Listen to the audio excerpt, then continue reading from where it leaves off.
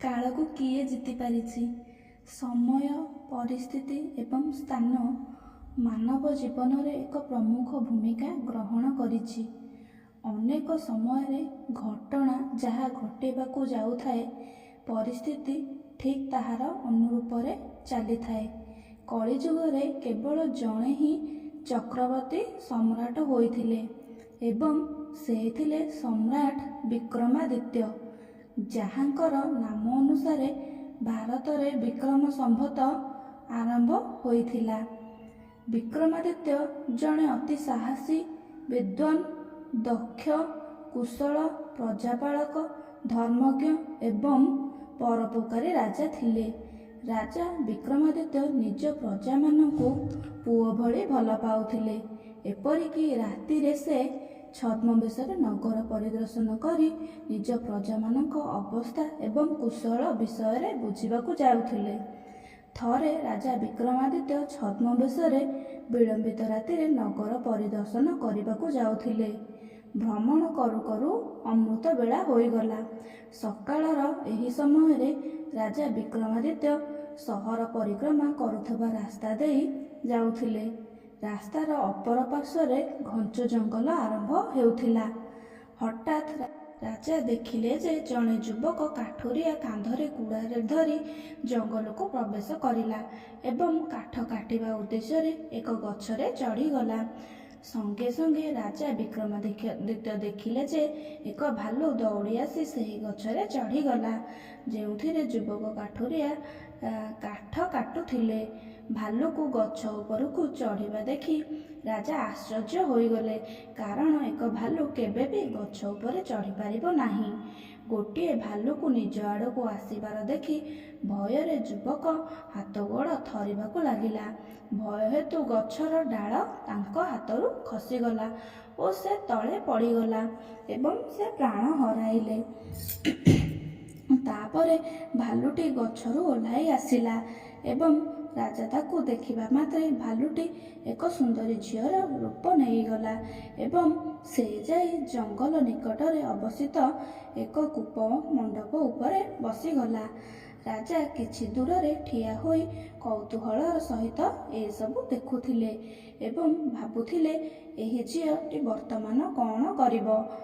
ଅଳ୍ପ ସମୟ ମଧ୍ୟରେ ରାତିରେ ସୁରକ୍ଷା କରୁଥିବା ରାଜାଙ୍କ 2 ଜଣ ସିପାହୀ ସେଠାରେ ପହଞ୍ଚିଲେ ଏବଂ ଭାଗ୍ୟବଶତଃ ଭୟରେ ସିପାହୀ ପ୍ରକୃତରେ 2 ଭାଇ ଥିଲେ। ସାନ ଭାଇର ଆଖି କୂପର ମଣ୍ଡପରେ ବସିଥିବା ସୁନ୍ଦରୀ ଝିଅ ଉପରେ ପଡ଼ିଲା। ସେ ବଡ଼ ଭାଇକୁ କହିଲା, ଭାଇ ଦେଖ, ସେଠାରେ ଏକ ସୁନ୍ଦରୀ ଝିଅ ବସିଛି। ମୁଁ ତାଙ୍କୁ ବିବାହ କରିବା ପାଇଁ ଚାହୁଁଛି। ବଡ଼ ଭାଇ କହିଲା, ବଡ଼ ଭାଇ ଥାଉ ଥାଉ ସାନ ଭାଇ କିପରି ବିବାହ କରିପାରିବ? ମୁଁ ବଡ଼, ଏଣୁ ମୁଁ ତାଙ୍କୁ ବିବାହ କରିବି। ତାପରେ ସାନ ଭାଇ କହିଲା, ମୁଁ ତାଙ୍କୁ ପ୍ରଥମେ ଦେଖିଛି, ତେଣୁ ତାଙ୍କୁ କେବଳ ମୁଁ ବିବାହ କରିବି। ତାପରେ ବଡ଼ ଭାଇ କହିଲା, ଆମେ ବୃଥାରେ କଳହ କରୁଛେ। ଆମେ ଦୁହେଁ ଯାଇ ସେହି ଝିଅକୁ ପଚାରିବା ଯେ ସେ ଆମ ଦୁହିଁଙ୍କ ମଧ୍ୟରୁ କାହାକୁ ବିବାହ କରିବାକୁ ଚାହୁଁଛନ୍ତି। ସେ ଯାହାକୁ ପସନ୍ଦ କରିବ ସେ ସେହି ଝିଅକୁ ବିବାହ କରିବ। ଏହିପରି ନିଜ ମଧ୍ୟରେ ନିଷ୍ପତ୍ତି ନେବା ପରେ ଉଭୟ ଭାଇ ସେହି ଝିଅ ପାଖକୁ ଆସିଲେ। ବଡ଼ ଭାଇ ଝିଅଟିକୁ ପଚାରିଲା, ସୁନ୍ଦରୀ, ତୁମେ କିଏ ଏବଂ ତୁମେ ଏଠାରେ କ'ଣ କରୁଛ? ଝିଅଟି କହିଲା, ମୁଁ ନିକଟସ୍ଥ ଏକ ଗାଁରେ ରୁହେ ଏବଂ ମୁଁ ମୋ ସ୍ୱାମୀଙ୍କ ସନ୍ଧାନରେ ବାହାରି ଆସିଛି। ସାନ ଭାଇ କହିଲା, ତୁମର ସ୍ୱାମୀ କେଉଁଠାରେ ଅଛନ୍ତି?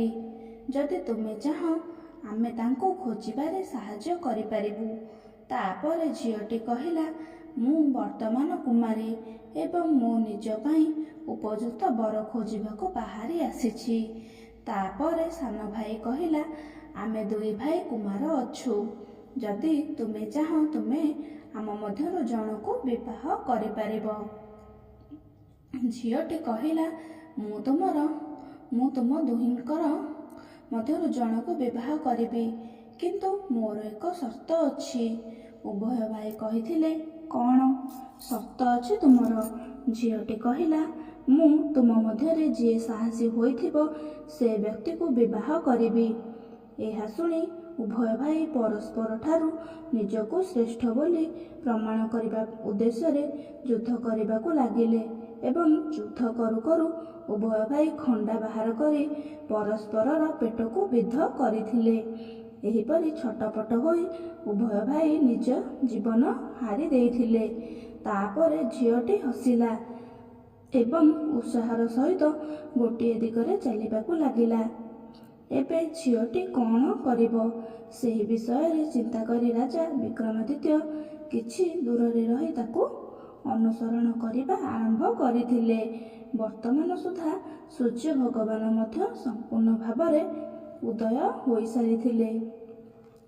କିନ୍ତୁ ସମ୍ରାଟ ବିକ୍ରମାଦିତ୍ୟ ଏକ ଭାଲୁକୁ ଗଛ ଉପରେ ଚଢ଼ିବା ଏବଂ ପରେ ଏକ ସୁନ୍ଦରୀ ଝିଅରେ ବଦଳି ଯିବାର ବିସ୍ମୟ ଘଟଣା ନିଜ ଆଖିରେ ଦେଖିବା ପରେ ତାଙ୍କର ଭୋକ, ଶୋଷ ଏବଂ ରାଜପାଠ ବିଷୟରେ ଧ୍ୟାନ ରହିଲା ନାହିଁ।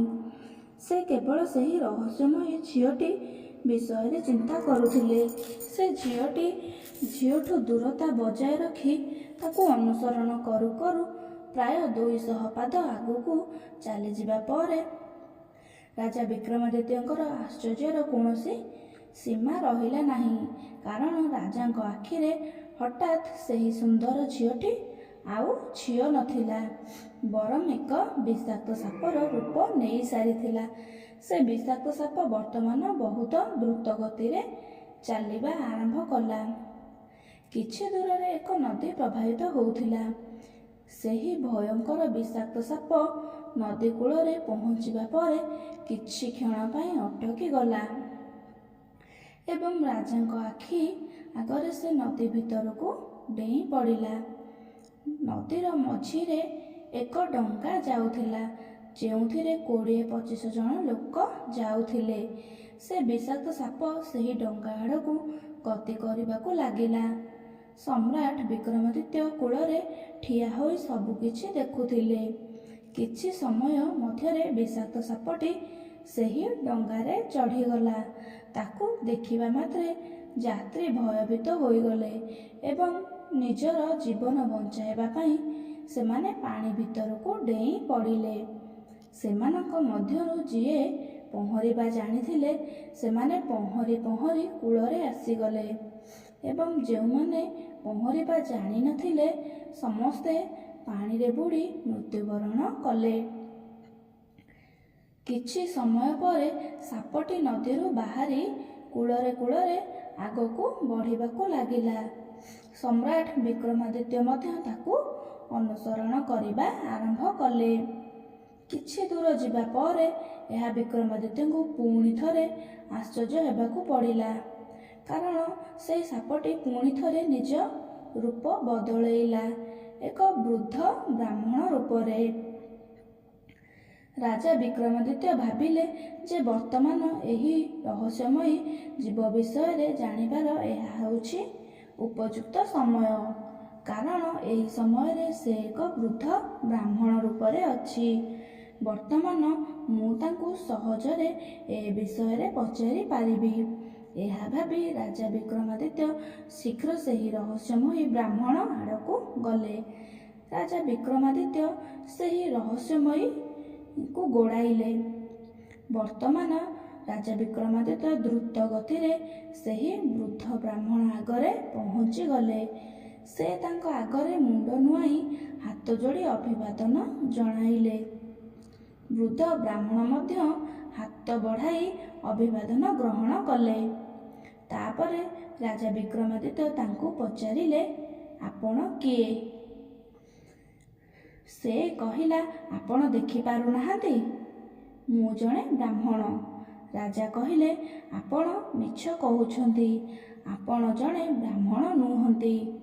ବ୍ରାହ୍ମଣ କହିଲେ, ମୁଁ ଯିଏ ବି ହୁଏ, ଆପଣଙ୍କର କ'ଣ ଦରକାର? ରାଜା ନିଜର କାମ କରନ୍ତୁ। ରାଜା କହିଲେ, ସତ୍ୟ ନ ଜାଣିବା ଯାଏଁ ମୁଁ ଆପଣଙ୍କର ପିଛା ଛାଡ଼ିବି ନାହିଁ। ଆପଣଙ୍କୁ ସତ କହିବାକୁ ପଡ଼ିବ। ସେ କହିଲେ, ମୁଁ ଆପଣଙ୍କୁ କହୁଛି ଯେ ମୁଁ ଜଣେ ବ୍ରାହ୍ମଣ। ରାଜା କହିଲେ, ଆପଣ ମୋତେ ମିଛ କହିପାରିବେ ନାହିଁ। କାରଣ ଆପଣ ଯେତେବେଳେ ଗୋଟିଏ ଭାଲୁ ହୋଇଥିଲେ ସେତେବେଳ ଠାରୁ ମୁଁ ଆପଣଙ୍କୁ ଅନୁସରଣ କରୁଛି। ସେହି ସମୟରେ ଆପଣ ସେହି ଯୁବକ କାଠୁରିଆର ହତ୍ୟା କରିଥିଲେ।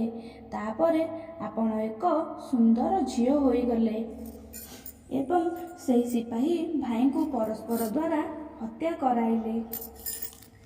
ତାପରେ ଆପଣ ଏକ ବିଷାକ୍ତ ସାପର ରୂପ ନେଇଯାଇ ନଦୀକୁ ଡେଇଁ ନଦୀ ଭିତରକୁ ପ୍ରବେଶ କଲେ ଏବଂ ଆପଣଙ୍କ ଯୋଗୁଁ ଡଙ୍ଗାରେ ଥିବା ଯାତ୍ରୀଙ୍କ ମଧ୍ୟରେ ଆତଙ୍କ ଖେଳି ଯାଇଥିଲା।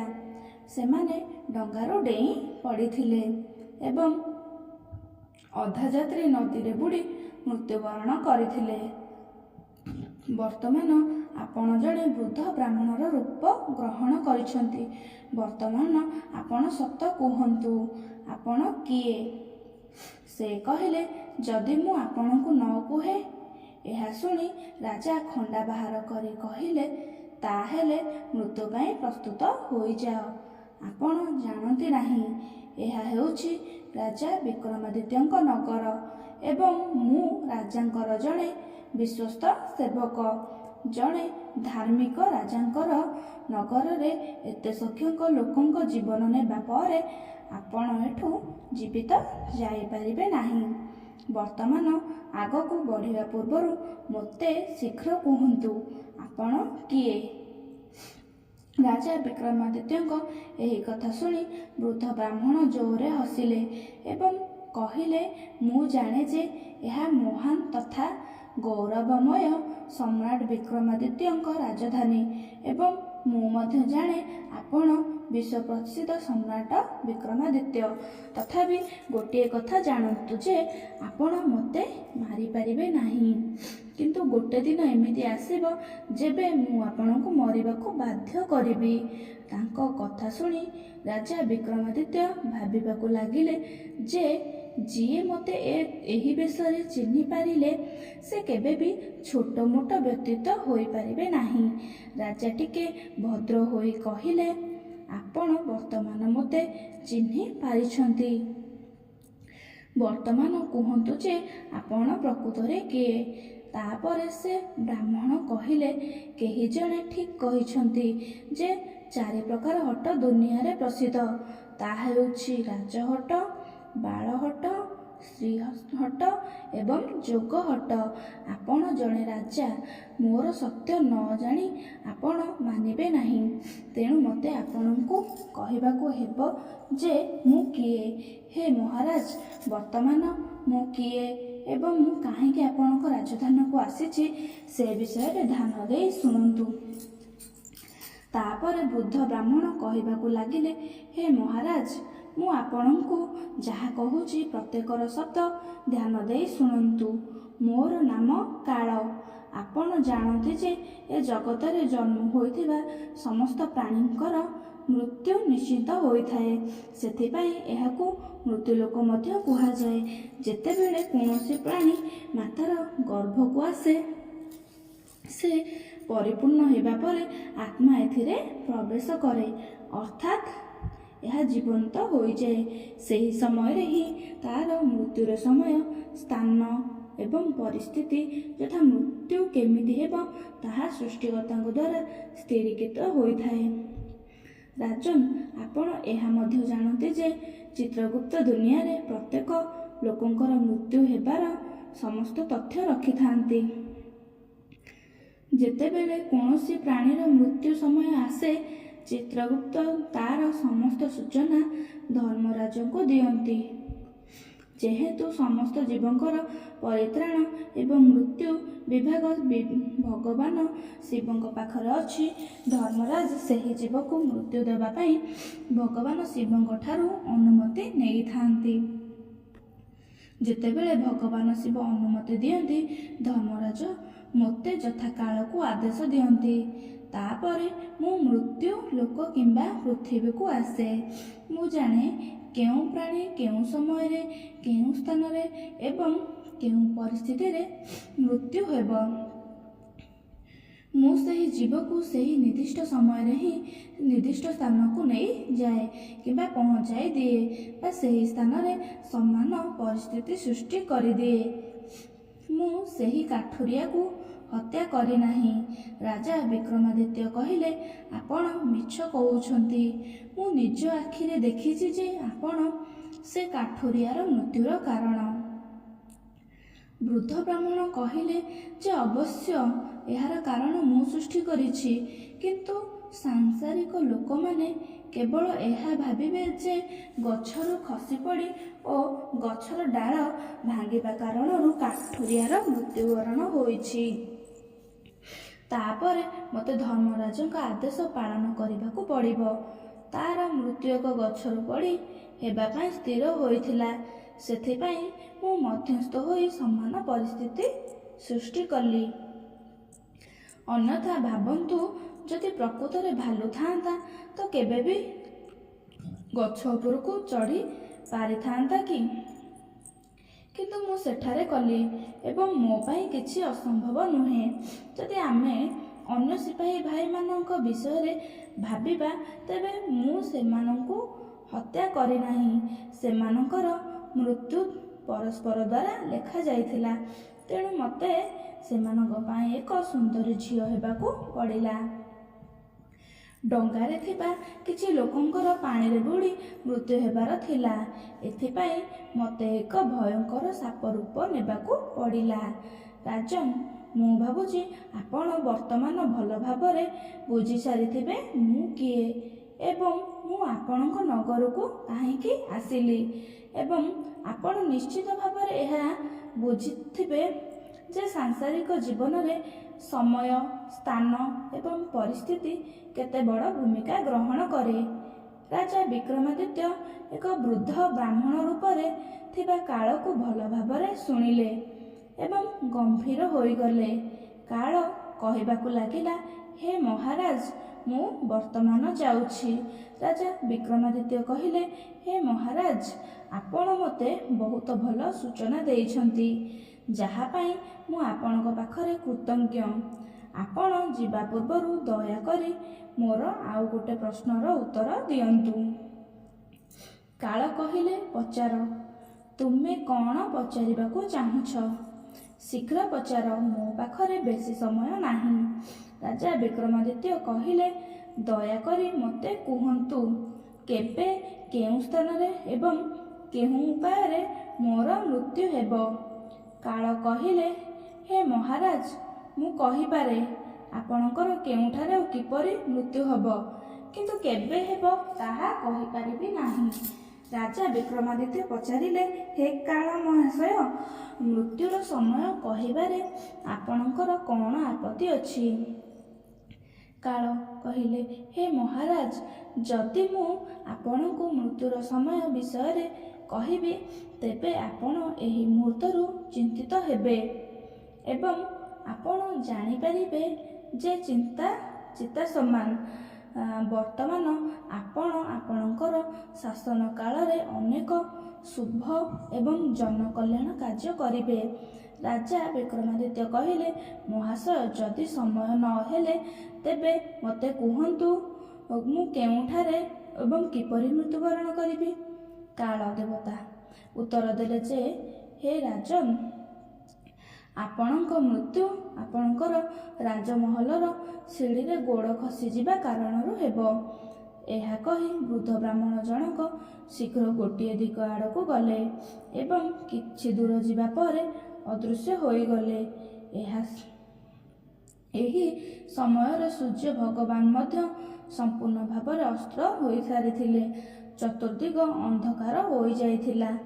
ରାଜା ବିକ୍ରମାଦିତ୍ୟ ବର୍ତ୍ତମାନ ପର୍ଯ୍ୟନ୍ତ ଶାରୀରିକ ଏବଂ ମାନସିକ ସ୍ତରରେ ଥକି ଯାଇଥିଲେ। ସେ ନିଜ ମନରେ ଗଭୀର ଚିନ୍ତା ଓ ବ୍ୟଥା ନେଇ ତୀବ୍ର ଗତିରେ ନିଜ ପ୍ରାସାଦକୁ ଚାଲିଲେ ଏବଂ ପରବର୍ତ୍ତୀ ସମୟରେ ତାହା ହିଁ ଘଟିଲା।